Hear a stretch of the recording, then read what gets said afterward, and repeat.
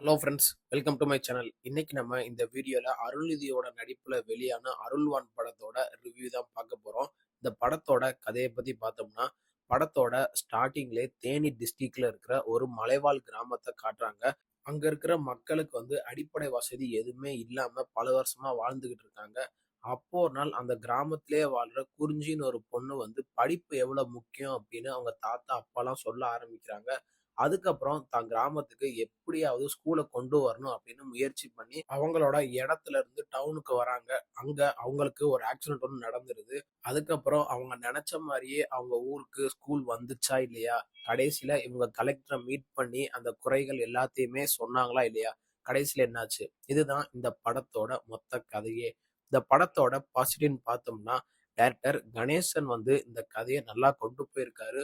ஒரு நல்ல feel good டிராமாவை எப்படி கொண்டு போகணுமோ அதை ஸ்டார்டிங்ல இருந்து எண்டு வரைக்குமே நல்லா கொண்டு போயிருக்காரு.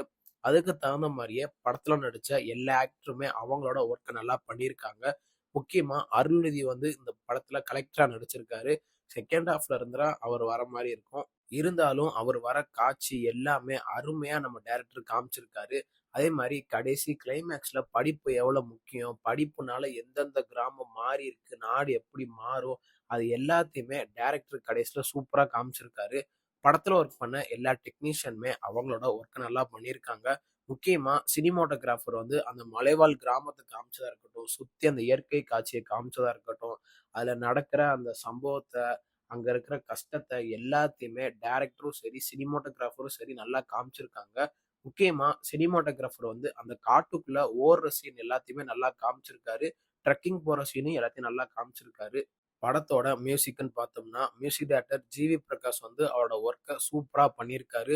ஒரு ஃபீல் குட் மூவிக்கு என்ன போட்டா நல்லா இருக்குமோ அதை நல்லாவே பாட்லயும் சரி பேக்ரவுண்ட் ஸ்கோர்லயும் சரி நல்லாவே பண்ணியிருக்காரு music director GV Prakash. Director Ganesh இந்த கதையை ஸ்டார்டிங்ல இருந்தே ஒரு ஃபீல் குட் மூவியாவை தான் கொண்டு போயிருக்காரு. அதுக்கு தகுந்த மாதிரியே படத்துல எமோஷனா இருக்கட்டும், காமெடியா இருக்கட்டும், இதெல்லாம் எங்கேயுமே குறை வைக்காம நல்லா கொண்டு போயிருக்காரு. அதே மாதிரி இந்த படத்துல சமூகத்துக்கு ஏத்த மாதிரி சில மெசேஜையும் சொல்லியிருக்காரு.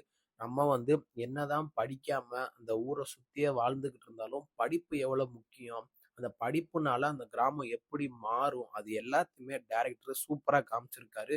அதே மாதிரி படிப்பு எவ்வளவு முக்கியம் அப்படின்னு அந்த கருத்தை டைரக்டர் கடைசியில அருள்நிதி சொல்ற மாதிரி சில காட்சி வச்சு முடிச்சிருக்காரு.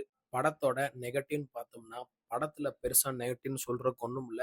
இருந்தாலும் அந்த மலைவாழ் கிராமத்துல பேசுற அந்த தமிழை கொஞ்ச நேரம் நம்ம எப்பயும் பேசுற தமிழ்ல காமிச்சிட்டு, அந்த பொண்ணு குறிஞ்சி பேசுற எல்லா காட்சியிலுமே அந்த தமிழை மலைவாழ் கிராமத்துல பேசுற அந்த தமிழாவே காமிச்சிருப்பாங்க. அந்த சீனை நம்ம டைரக்டர் இன்னும் கொஞ்சம் நல்லா காட்டியிருக்கலாம். எதுக்குன்னா இதையும் ஒரு குறையால தான் சொல்லுவாங்க நம்ம தமிழ் ஆடியன்ஸ். மற்றபடி இந்த படத்துல பெருசா நெகட்டிவ்னு சொல்றதுக்கு ஒன்றும் இல்லை. இந்த படத்தை தாராளமா ஃபேமிலியோட வீக்கெண்ட்ல தியேட்டர்ல பார்த்து என்ஜாய் பண்ணுங்க. இந்த படத்துக்கு நம்ம கொடுக்குற ரேட்டிங் பார்த்தீங்கன்னா 10க்கு 7.9 கொடுக்கலாம். இந்த வீடியோ உங்களுக்கு பிடிச்சிருந்தா மறக்காம நம்ம சேனலை லைக் பண்ணி கமெண்ட் பண்ணி ஷேர் பண்ணுங்க. மறக்காம நம்ம சேனலை சப்ஸ்கிரைப் பண்ணி பக்கத்துல இருக்க பெல் பட்டனை கிளிக் பண்ணி விட்டுருங்க. தேங்க்யூ ஃபார் வாட்சிங் திஸ் வீடியோ.